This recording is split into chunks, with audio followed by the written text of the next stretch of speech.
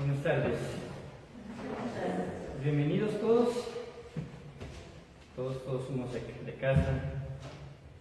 Gracias a Dios por esta tarde. Y vamos a continuar con nuestra serie de crónicas en la vida de Pablo, basándonos en el libro de Hechos.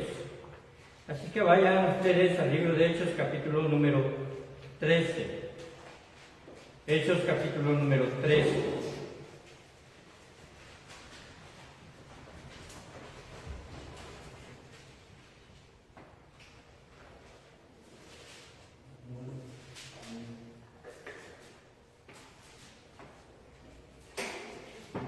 Hechos 13. Y vayamos al versículo 42. La semana pasada nos habíamos quedado prácticamente hasta este pasaje.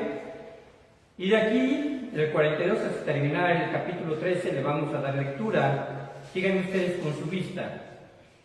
Cuando salieron ellos de la sinagoga de los judíos, los gentiles le rogaron que al siguiente día de reposo les hablase de estas cosas.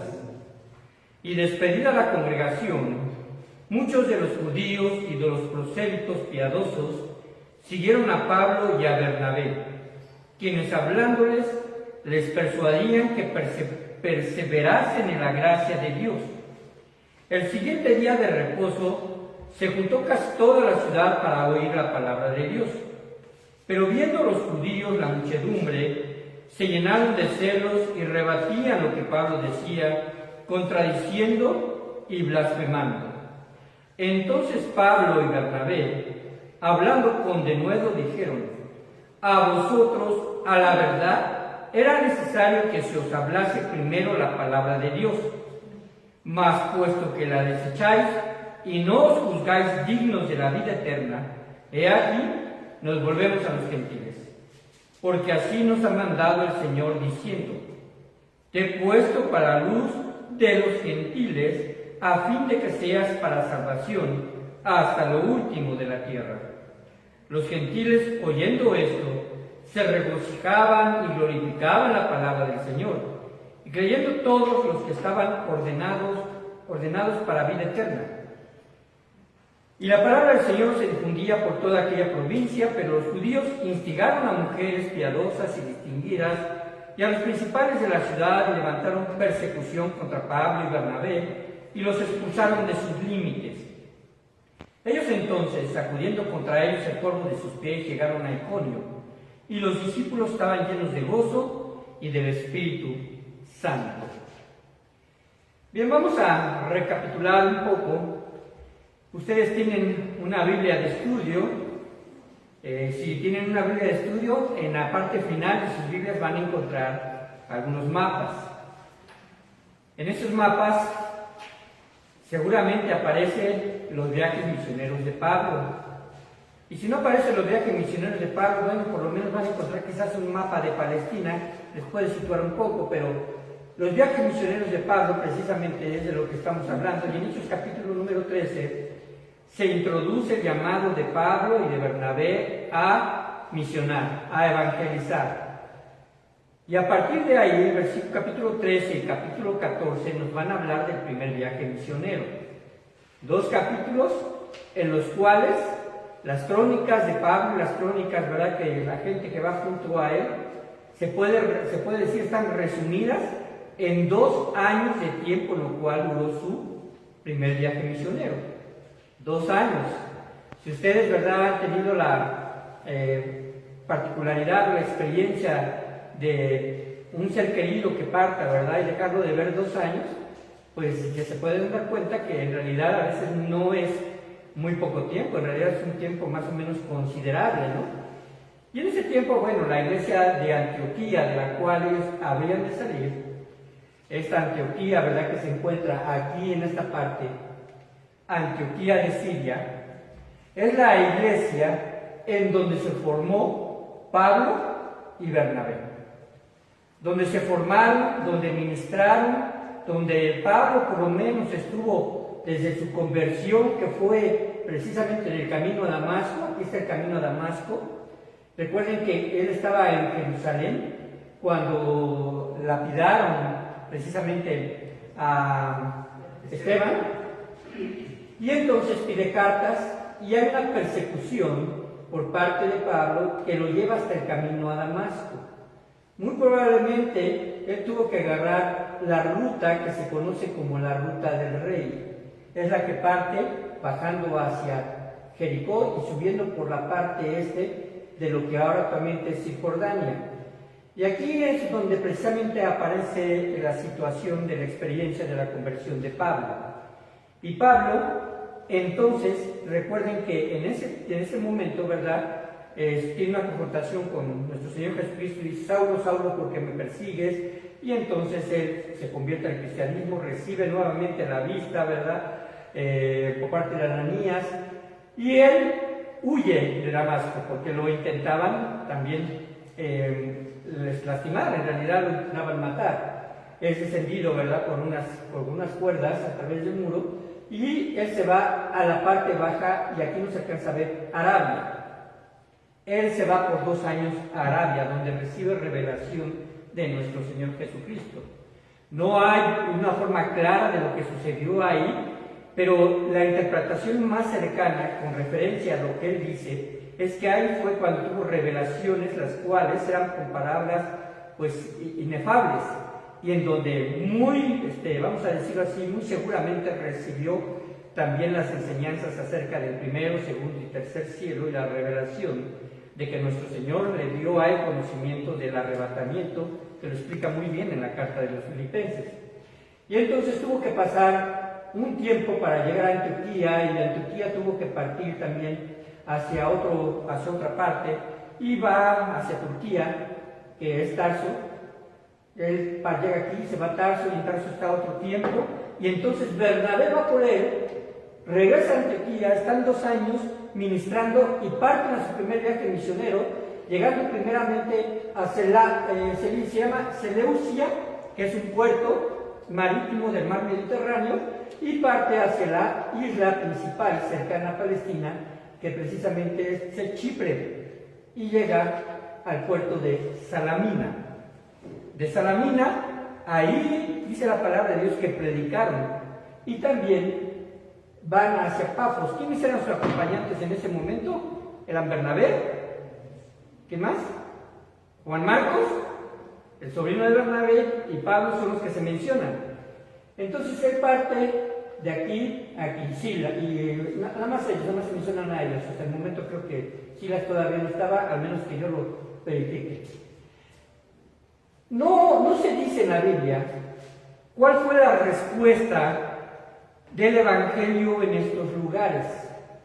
Sí se cree que había pueblo, a partir precisamente de la diáspora y la persecución que ocurrió, pues años atrás, cuando todavía Pablo era perseguidor. Pero no se menciona a nadie más. Simplemente allá hay un recorrido que atravesar la isla, y entonces llegan precisamente a esta parte que se llama precisamente Cilicia. Toda esta región de café se llama Cilicia, y llegan a Antioquía de Pisidia, que se le conoce así la región. Y la semana pasada veíamos que allí en Antioquía ellos estuvieron predicando, tuvieron gran oposición de un personaje que se hacía llamar Bar Jesús, que tenía una relación muy íntima con el procónsul, ¿verdad? Siendo el procónsul, por lo menos lo que se refiere en la Biblia, ¿verdad? Aquí en este capítulo número 13, conocer al Señor Jesucristo como su Salvador a través de la predicación de Pablo y Bernabé. Así que el tema número 5, que es el tema de hoy, se llama antes de su partida hacia Listra. Antes de su partida hacia Listra. Los versículos que acabo de leer todavía ellos están en Antioquía y están prácticamente por salir. Y vamos a ver algunas cosas que deberíamos considerar y que no deberíamos sorprendernos o preocuparnos con respecto a lo que le estaba sucediendo a Pablo, pero que actualmente sucede también en la vida de algunos cristianos o de muchos cristianos. Y me estoy refiriendo a la oposición. a la oposición que sufren ellos. Donde quiera, y es curioso, pero esto es lo que surge, donde quiera que Dios está actuando, hay oposición. Así que cuando nosotros estamos avanzando en edificación, en campañas evangelísticas, ahorita acabamos de terminar la escuelita bíblica de vacaciones, gracias a Dios, porque no quiero encerrarlo como una actividad bonita, sino una actividad con fruto. Fue una actividad con fruto. Y cuando surge eso, no podemos sorprendernos de que pueda haber oposición. Se encuentra la oposición, ¿verdad? En este momento, Pablo le está sufriendo, hay adversidad, y en realidad podemos decir que Pablo era un evangelista de éxito, en donde él llegaba, predicaba y había respuesta, pero al mismo tiempo que había respuesta, había oposición. Ellos salieron de la sinagoga de los judíos, según el versículo número 42, y cuando salen de esta sinagoga, en la cual se reúnen obviamente gente de su pueblo porque él era judío, él llega ahí con un propósito de predicarles al Cristo crucificado, pero al Cristo judío, al Mesías que ellos esperaban. Y en realidad los judíos lo resisten.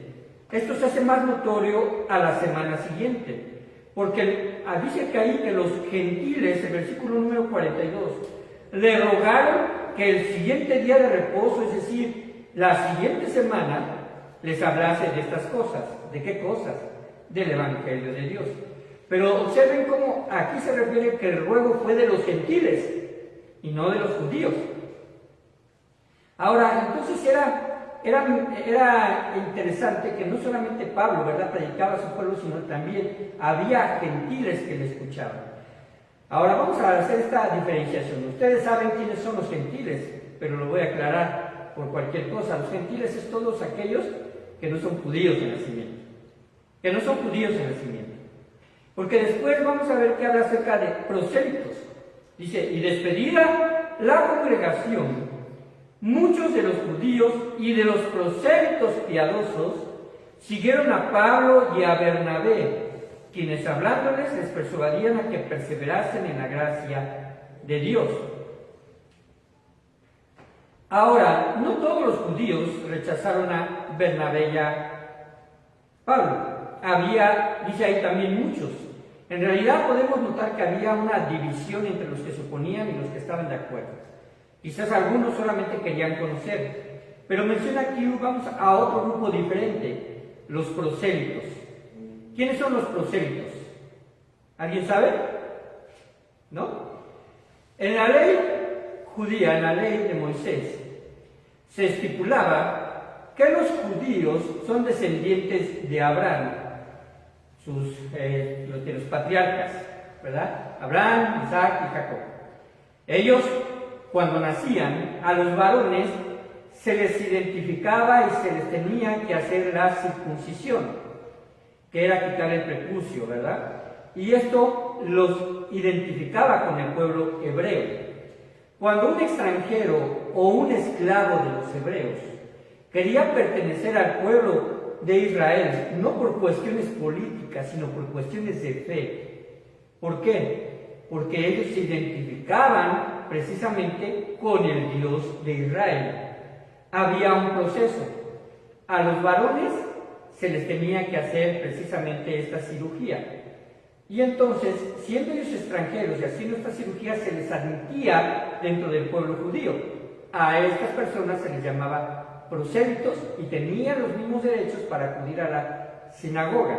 No eran judíos de nacimiento, pero eran adquiridos. Era una especie de señal, como si fuese una especie de nacionalidad, ¿no?, por decirlo de alguna forma. Entonces ellos acudían a las sinagogas. Y estos hombres, a los cuales se les identifica como piadosos, indicando a los judíos y a los prosélitos, piadosos, la palabra piadoso, en realidad la palabra piadoso se deriva también de la palabra que dice los que buscan la justicia. Entonces estas personas estaban muy interesadas por lo que estaban aprendiendo de Pablo y de Bernabé. Pero Pablo y Bernabé les dice algo importante ahí. Les persuadían a que perseverasen, ¿en qué? en la gracia de Dios. Esto nos habla de que cuando Pablo se refería a ellos seguramente ya habían tomado una decisión por Cristo, porque solamente pueden perseverar en la gracia aquellos que son salvos. Hemos hablado acerca de que nosotros vivimos en la dispensación de la gracia. Ya dentro de poco estaremos viendo precisamente estos temas ya en 3 semanas acerca de las dispensaciones. La dispensación de la gracia será a partir de que nuestro Señor Jesucristo muere en la cruz y da por terminada la ley, porque Él cumple toda la ley. Él fue el único que pudo cumplir la ley y al mismo tiempo darnos a nosotros la posibilidad de vivir bajo la gracia. ¿Qué es esto? Que Él fue sustituto por nosotros en la cruz y por su sangre nosotros hemos sido salvos. No tenemos que hacer absolutamente nada. La conversión es una conversión que precisamente radica en el verdadero arrepentimiento, en la sinceridad de hacer un cambio en la vida a través de ¿qué? A través de la aceptación de nuestro Señor Jesucristo y su sangre preciosa. Así que una de las cosas que les dice o les recomienda es que perseveren en la gracia de Dios.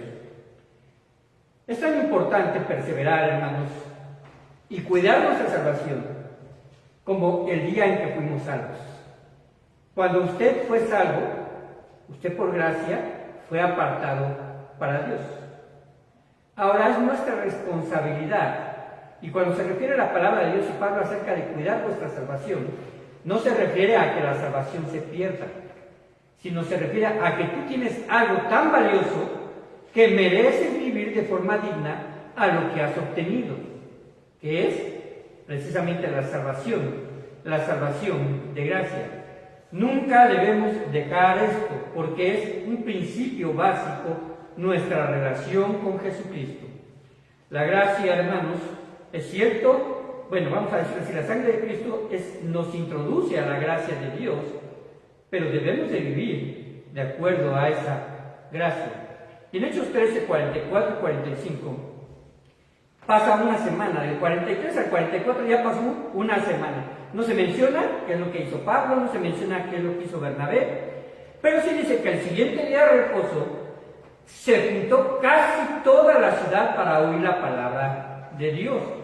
La ciudad en la cual ellos estaban no era una ciudad pequeña, y las noticias se difundían muy rápidamente cuando se trataban de cosas novedosas.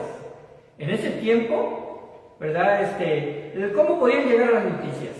No llegaban las noticias a través de un periódico, no llegaban las noticias a través de la televisión, no llegaban las noticias ni siquiera a través de alguien que se dedicara a eso, no había un correo en realidad que estuviese estableciendo lo que sucedía de un lugar a otro. Por eso debemos notar la importancia de que cuando Jesucristo, ¿verdad?, estaba sufriendo ahí en la cruz, Saulo de Tarso muy posiblemente estaba todavía allá en Ciudad Tarso y no sabía lo que estaba ocurriendo, a pesar de ser casi contemporáneo, no había mucha diferencia de edad. Era más joven, se cree que era Tarso cuando, ¿verdad?, él está ahí, le ponen las ropas de Esteban. Sin embargo, no es fácil. Llegaba una persona a cierta ciudad y se empezaba a mostrar una información nueva con respecto a creencias, con respecto a lo mejor a invasiones enemigas y todo eso en otros poblados, pues la gente así se enteraba. Y Pablo y Bernabé, sin lugar a dudas, habían llamado la atención. Habían hecho, ¿verdad?, que para Jesús quedara, ¿qué? Ciego. Entonces, ¿qué era lo que ocurría? Ya en ese momento ya había mucha gente para oír la palabra de Dios. Sin embargo, en el versículo 45 vemos cuál es la respuesta de la gente. Hay una respuesta dividida. Pero viendo los judíos la muchedumbre, ¿qué sucede en su corazón? Se llenaron de celos y rebatían lo que Pablo decía. ¿Y cómo lo rebatían? Contradiciendo y blasfemando. Se junta casi toda la ciudad. De pronto, la verdad, la predicación de Pablo empieza a recibir oposición. De repente empieza a recibir oposición. ¿Qué clase de oposición habría de recibir Pablo si está hablando del Mesías prometido a su pueblo?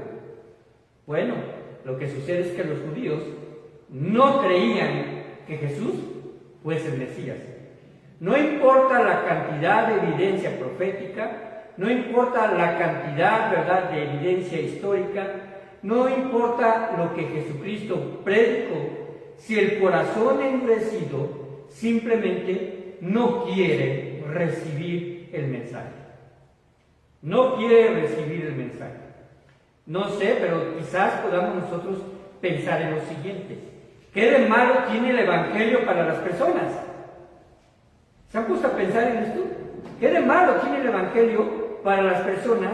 ¿Y qué es lo que Dios les ofrece a ellos para tener una vida nueva? En realidad todo lo que Dios les ofrece es para un cambio, para el bienestar de cada persona, para evitar que ellos caigan en pecado, para evitar que ellos estén condenados en el infierno, para ser los mejores esposos, mejores esposas, mejores hijos, para ser ciudadanos ejemplares, y sin embargo la gente se opone.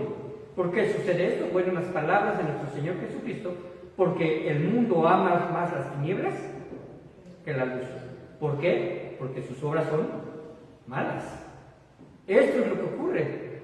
Así que ellos, la única forma de poder estar en contra de Pablo, bueno, es contradecir, refutar lo que él estaba hablando y blasfemando. Ahora, la blasfemia, hermanos, la blasfemia, casi siempre la ubicamos nosotros con algo, con una frase o con un dicho que esté en contra de Dios o que ofenda a Dios. Pero la blasfemia no solamente es eso, sino es meter duda en cuanto a la palabra de Dios. Meter duda en cuanto a la palabra de Dios. De hecho, el verbo que se utiliza aquí es el verbo que precisamente es lo contrario a denuedo, es decir, meto duda para evitar que hables con denuedo.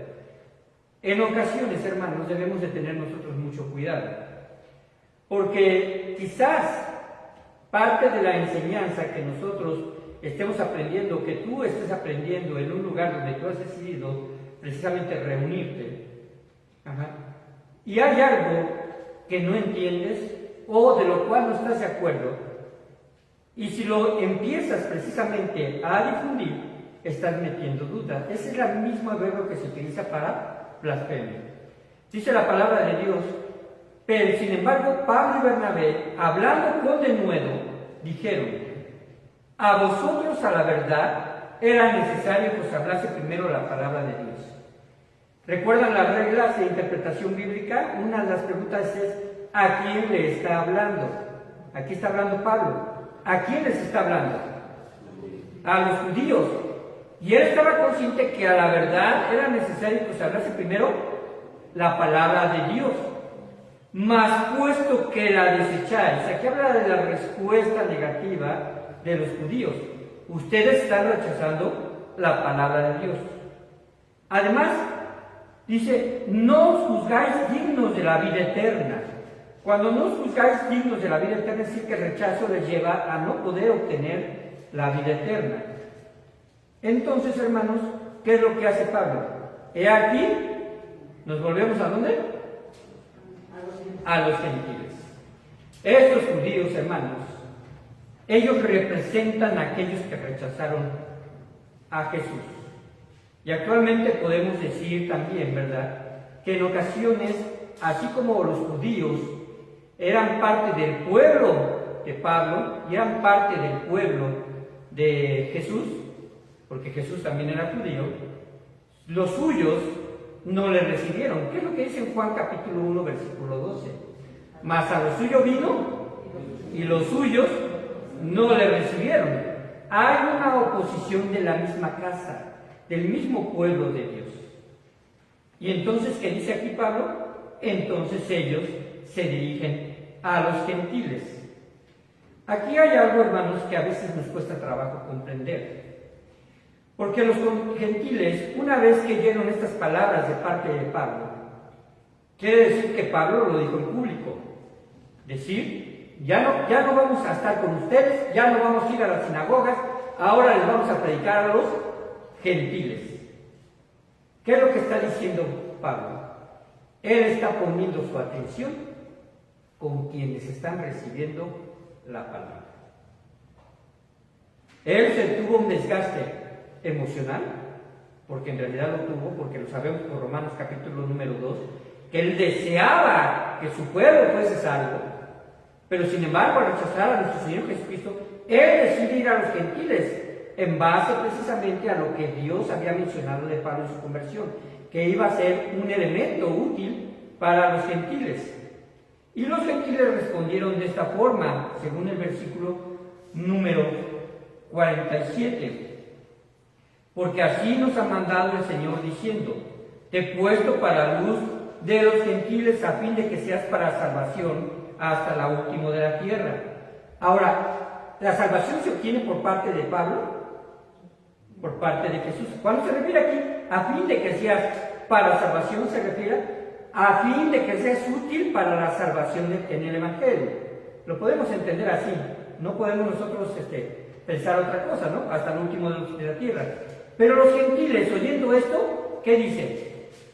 Se regocijaban y glorificaban la palabra del Señor, y creyeron todos los que estaban ordenados para vida eterna. La palabra del Señor, hermanos, se difundía por todo lugar.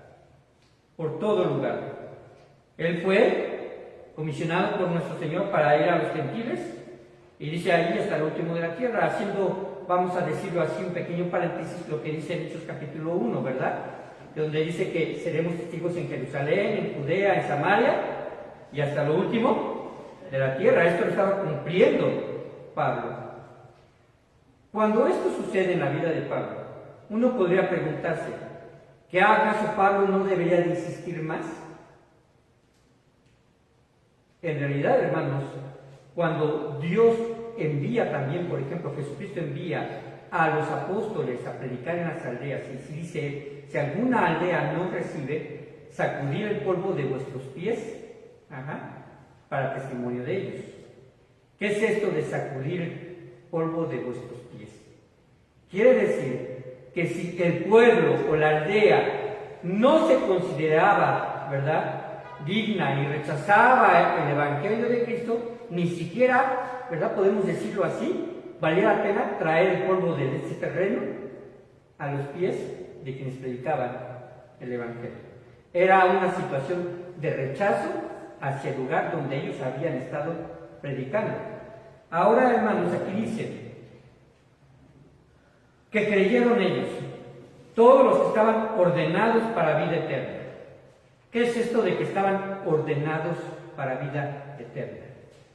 ¿Habían leído esta porción antes? Seguramente. La pregunta es, ¿por qué dice que estaban ordenados para vida eterna? La palabra que es sinónima a esta es predestinación, pero no la manejan aquí predestinación de forma, vamos a decirlo así, muy intencional Pablo. ¿Por qué? A partir del siglo pasado surgió una doctrina que se llama el neocalvinismo. El neocalvinismo sostiene lo que el calvinismo anterior también venía sosteniendo con algunos pequeños cambios, pero ellos sostienen que hay gente que está predestinada para salvación y gente que está predestinada para condenación. Es decir, yo, Juan, ¿verdad?, si estuviese predestinado para condenación, no importa lo que yo haga, no importa si yo busque a Cristo, no importa si yo sea religioso, sea bueno, sea malo, yo no tengo posibilidad de salvarme. Si estoy predestinado para salvación, si yo soy un truán, si soy un asesino, si soy el peor de los peores hombres, ¿verdad? Pero al final, al llegar al término de mi vida, Dios va a permitir que yo conozca el Evangelio y sea salvo, porque estoy predestinado para salvación. Esta es una doctrina antibíblica. Es antibíblica. La palabra de Dios lo que menciona en Efesios y en Romanos acerca de la predestinación es que somos predestinados en Cristo Jesús. Por ejemplo, para hacer buenas obras. Somos predestinados en Cristo Jesús para buenas obras. ¿Qué quiere decir? La predestinación, ¿verdad?, son las buenas obras. Es decir, un cristiano no puede dejar de evidenciar su vida y sus buenas obras lo van a evidenciar. También somos predestinados en Cristo Jesús, es decir, por medio de la sangre de Cristo Jesús.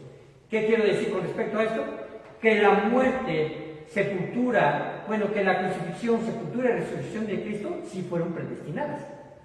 Y por medio de ella, nosotros somos salvos. Esto es un gran, vamos a decirlo así, es una enseñanza profunda, porque también debemos de considerar que Dios sabe todo. ¿Cierto o no? ¿Quién cree que Dios sabe todo? Dios sabe en esa omnisciencia, sabe que quizás, ¿verdad?, vamos a poner aquí, cualquier vecino va a ser salvo. ¿Lo sabrá? ¿Sabrá quién va a ser salvo? Sí sabrá, pero no por ese conocimiento Dios lo predestinó, lo sabe. Dios sabe quién va a rechazar el Evangelio, lo sabe, y por esa sabiduría Dios utiliza a personas como Nabucodonosor y el faraón, a los cuales dice la palabra que endureció su corazón. Y en el Apocalipsis se menciona que ya, ¿verdad?, cuando han sido juntadas las almas de las que estaban ahí pidiendo venganza, ¿verdad?, ahí precisamente en el libro de Apocalipsis, ¿hasta cuándo, Señor, vengarás nuestra sangre? Dice, hasta que sea completado el número. Cuando es completado el número, en su sabiduría Dios sabe que todos los que estén el resto del tiempo de la gran tribulación ya no creerán. De forma voluntaria ellos ya no creerán, se resistirán. Tanto así que aún el Apocalipsis dice que viendo las señales, ni aún así se arrepintieron. Esto, hermanos, es interesante. También dice el versículo 49, ya para terminar, dice, y la palabra del Señor se difundía por toda aquella provincia. Las personas estaban atraídas no solamente por el Evangelio, sino por la vida de Bernabé y de Pablo. También dice, pero los judíos instigaron a mujeres piadosas y distinguidas, y a los principales de la ciudad. Cuando se dice que eran mujeres piadosas y distinguidas, ¿verdad?, son personas que se habían hecho notar, ¿verdad?, quizás por sus buenas obras, quizás por personas que eran ricas, que eran distinguidas dentro de la ciudad, pero no eran personas seguidoras del Evangelio.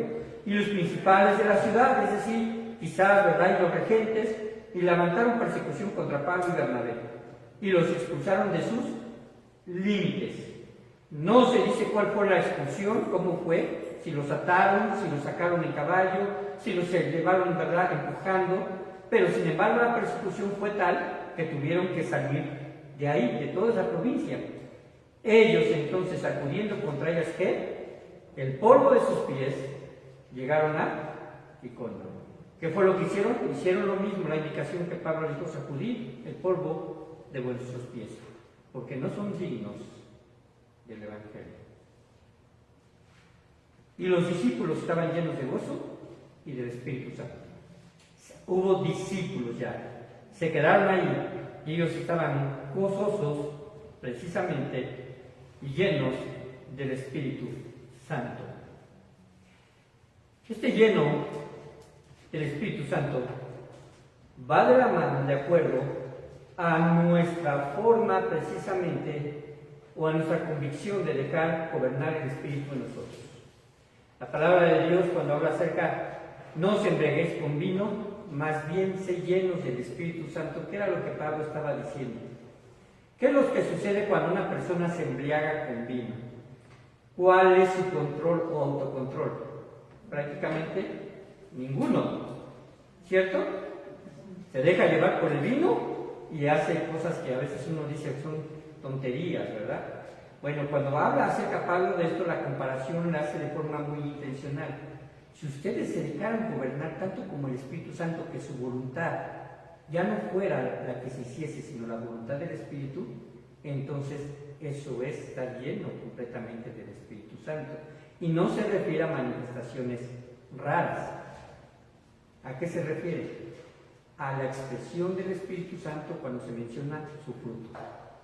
Mas el fruto del Espíritu Santo es amor, gozo, paz, paciencia, benignidad, bondad, fe, mansedumbre y templanza. Y ahí mismo Pablo hace la referencia: contra tales cosas no hay ley.